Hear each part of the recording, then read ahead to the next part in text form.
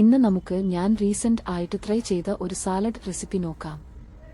ഇതിലേക്ക് വേണ്ട ingredients: 1-2 capsicum, colour നിങ്ങൾക്ക് ഇഷ്ടമുള്ളത് എടുക്കാം.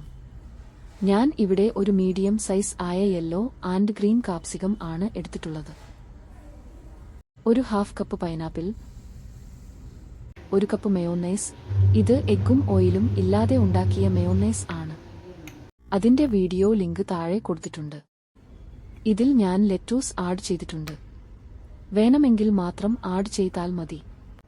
2 ലെമൺ ജ്യൂസ്, ഹാഫ് സ്പൂൺ ഉപ്പ്. മുറിച്ചുവച്ച ക്യാപ്സിക്കവും കൈതച്ചക്കയും ഒരു ബോളിലേക്ക് എടുത്തു മിക്സ് ചെയ്യാം. ലെറ്റൂസ് ഇളം ചൂടുവെള്ളത്തിൽ ഉപ്പിട്ട് കഴുകി വെള്ളം മാറാൻ മാറ്റി വെക്കുക. ലെറ്റൂസ് സാലഡിൽ ചേർക്കേണ്ടത് നമ്മൾ അത് കഴിക്കുന്നതിന് തൊട്ടു മുമ്പാണ്. ഇവിടെ ഞാൻ ആദ്യമേ ചേർത്ത് കുറച്ചു സാലഡ് അപ്പോൾ തന്നെ കഴിച്ചു. നല്ല ടേസ്റ്റ് ഉണ്ടായിരുന്നു. എന്നാൽ ബാക്കി വന്നത് പിന്നീടാണ് കഴിച്ചത്. അപ്പോഴേക്കും ലെറ്റൂസിന്റെ ബിറ്റർ ടേസ്റ്റ് വന്നു. അതുകൊണ്ടാണ് കഴിക്കുന്നതിന് തൊട്ടു മുൻപ് മാത്രം ലെറ്റൂസ് ചേർക്കാൻ പറഞ്ഞത്.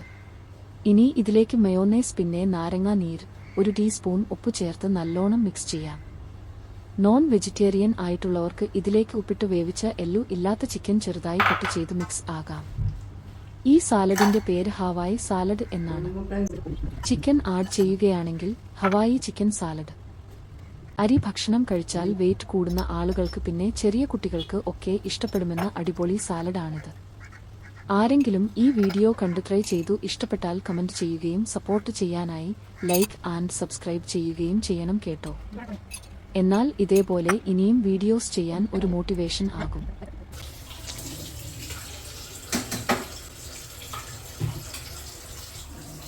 Thank you for watching.